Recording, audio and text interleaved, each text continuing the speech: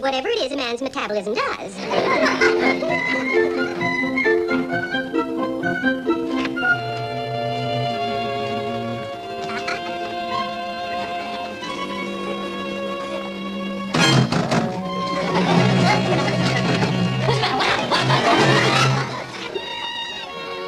You see, girls, he's wide awake. It's best to be brutal. Jim, your editor called, and he wants you to cover the flight of the X-15. It's been moved up a day. Thanks, Angie. Annabelle. Now, that's what I was telling you girls about a man's metabolism. Dim, get dressed.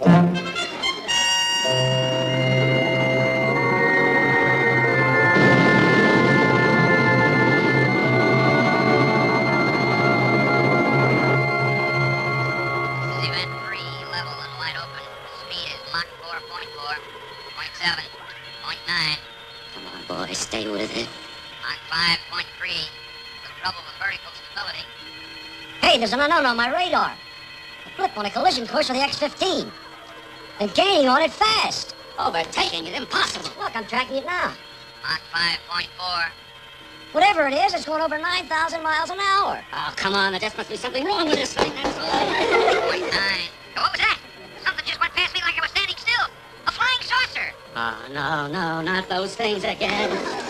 Summermeyer, check your oxygen supply and stop babbling that nonsense about flying saucers. It's probably just a speck in your eye. Yes, sir. I'm turning out for the landing. Afraid he needs a rest.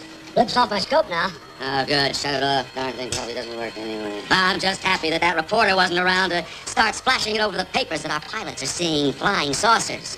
And the radar's picking up stuff that isn't even there. Maybe it was a meteorite or a piece of a satellite. Yeah, maybe.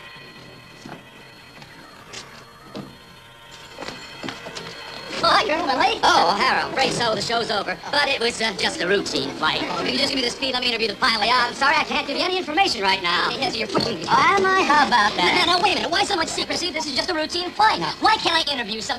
Why are you sweating in an air-conditioned room? Now, what happened?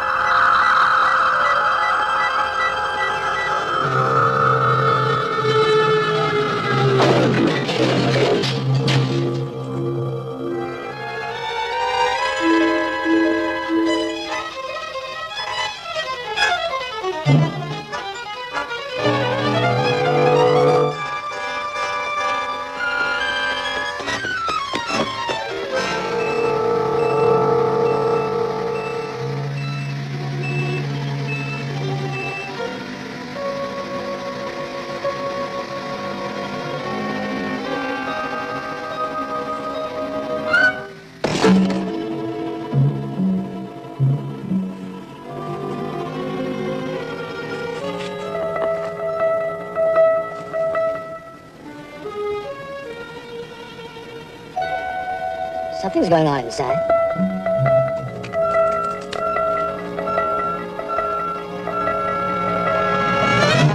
Are you through? Now, what are you waiting for me to say? Take me to your leader? Who are you? Well, I could give you some wild tale of being a Russian astronaut or the designer of an experimental spacecraft. But the plain fact of the matter is, I'm from Mars. Mars? Mars. Now, don't look so astonished. I'm a professor of anthropology from Mars, specializing in this primitive planet. Mars? I'm afraid you got hit a little harder than you think. That idiot in your antique rocket plane almost ran into me. You mean the X-15? And now I'm marooned on this backward planet until I can repair my ship. Now, hold it. You mean the X-15 almost ran into your, that thing? Precisely. It was lumbering along at barely 4,000 miles an hour. I had to strain my ship to get out of its way. You know how fast he was going? I can tell you to the 5th decimal place. Oh, that idiot at the controls reported me to his base as a flying saucer. Ooh.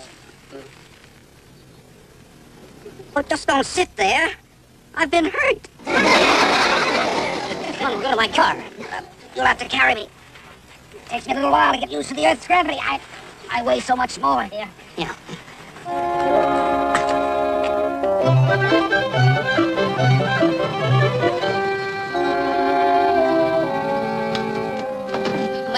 ours, but it's home. Now, the question is, how are we going to get you inside without Mrs. Brown spotting us? Just give me a second.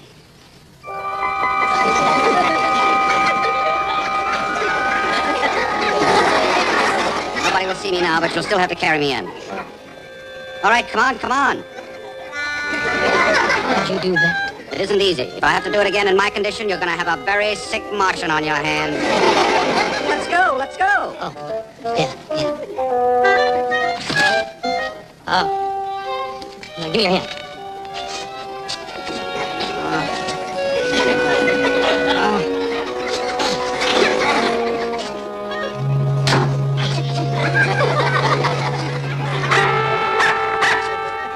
Oh, no. Spread. Beat it. Go away. I'll take care of him.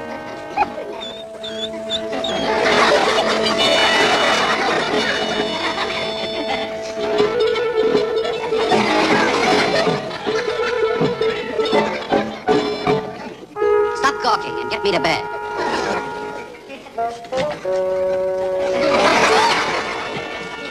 What in the world are you doing? Well, it's kind of a charade. I'm pretending I'm carrying an invisible man into the house.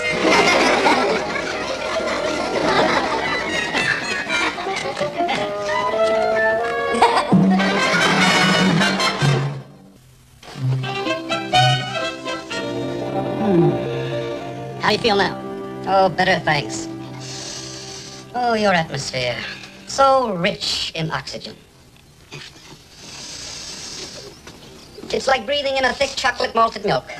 Malted milk. Malted milk? How would a Martian know about that? Now, since modesty forbids my calling attention to my superior intellect, I'll confine myself to saying that I am the greatest living authority on the subject of your planet. I've visited here many times, especially in the last 150 years. 150 years? How old are you? Let's just say I'm approaching the prime of my life.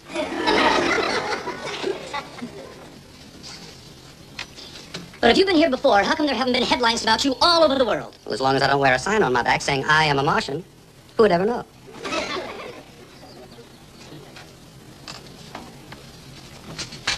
And no one you met ever suspected? Not even Thomas Jefferson. And he was a fairly bright fellow.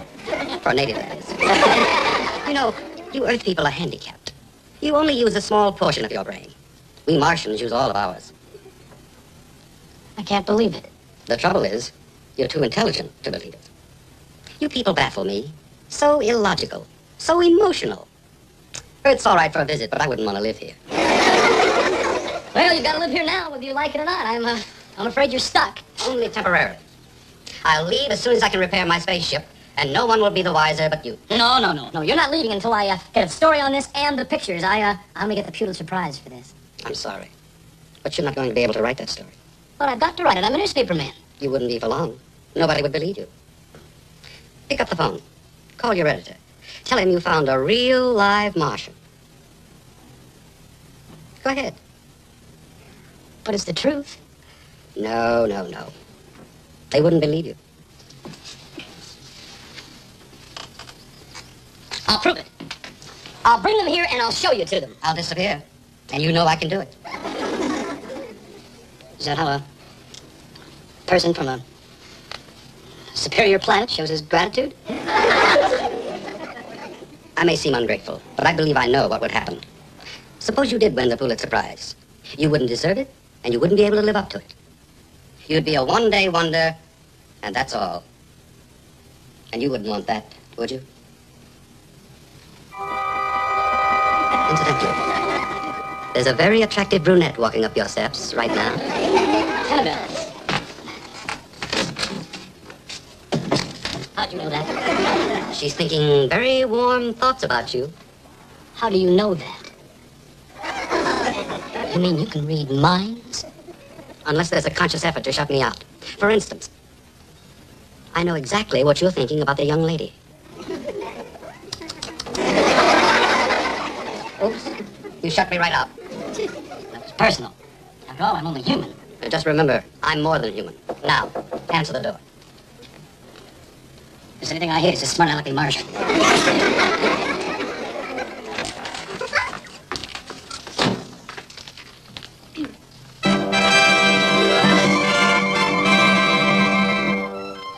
Tim O'Hara. Well, well.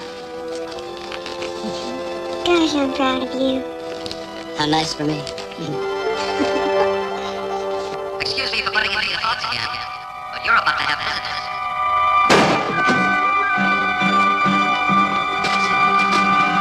Hey! Hey, what is this? Murphy, the Air Force wants to know where you got your information on the X-15 flight. Who's this? Oh, he's a Martian. What? Martin! Martin! That's his name. Martin, my uncle. Hi, Martin. He's here after a long trip, and he's not feeling very well. Let's go. No, hold it. What? Well, he might need something. So just help yourself, Uncle Martin. Oh, and here, you might need a little cash. I know you might be short. So and the keys are in the car. Okay. Thank you.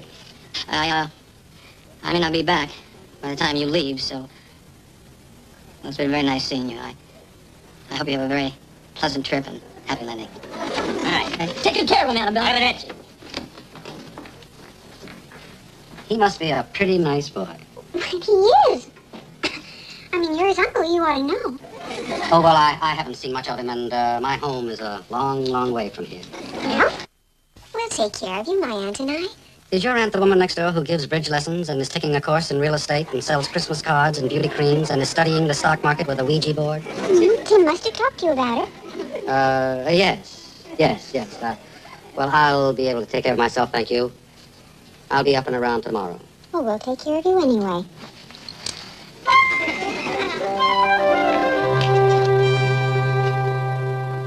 I said no interruptions until I call you back. I don't care who it is, nobody at all. Now, O'Hara, this is your last chance. Now, I don't care anything about this flying saucer jazz that cropped up every year at the beginning of the hay fever season. But you are not getting out of here until I find out which one of my men is passing out information to the 5th decimal place. I refuse to reveal my sources of news. Why, you...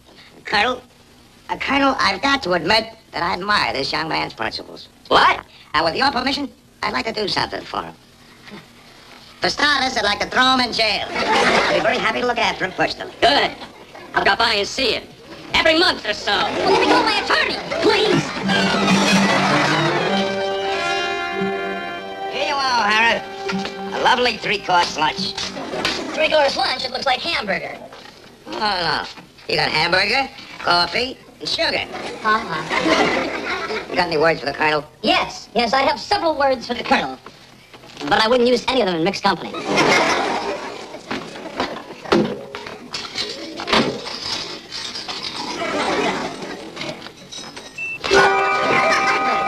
Murphy stole your pickle. How'd you get in here? I arrived with the lunch. I realize you don't have visiting hours, but I wanted to thank you personally for your kindness. Oh, that's all right. You're in a lot of trouble because of me, aren't you? Well, I'll live through it. Why'd you let yourself in for? I guess I'm a little stupid sometimes. Anyway, you're the nicest Martian I ever met. Thank you. And thank you for these clothes. Now, how are we going to get you out of here? Let me think. Suppose we tell them that you picked up their control center on your car radio.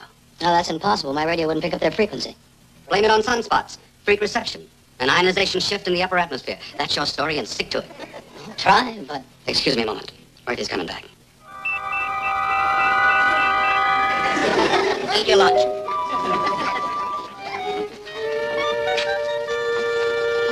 Excuse me.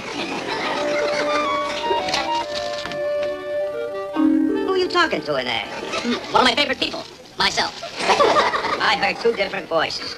Well, sure, one voice would be monotonous, and besides, I couldn't tell which of me was saying what to whom. Wow, the voice I heard didn't sound anything like yours.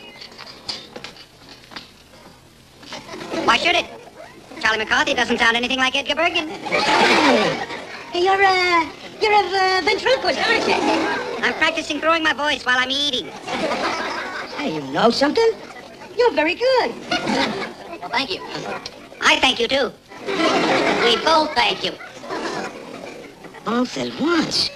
Fantastic. Yes. Well, that's enough for now. You don't want to spend too much time with the prisoner. Now, here you go. And next time, don't steal my pickle. What makes you think I'd do a thing like that? Your face. It's got pickle sealer written all over it. You you've got anything to say to the Colonel, you let me know. Yes, I may do that. Goodbye, Tim. See you later. Shush.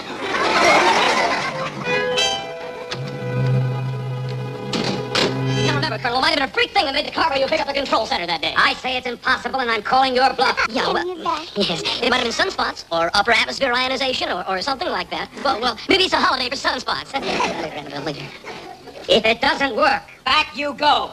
Right. Well, if it doesn't work, be reasonable, Colonel. Quiet. Hello, Edwards. Hello, Edwards. Are you still receiving me? Like a bell. We're ready for the launch. Event A will be a test of the... Great. Yeah, how about that? There'll be no more of that, Colonel. Hey, that's my radio. Keep your hands off that. You've got some gadget in here that's bringing in our frequencies, and the laboratories are...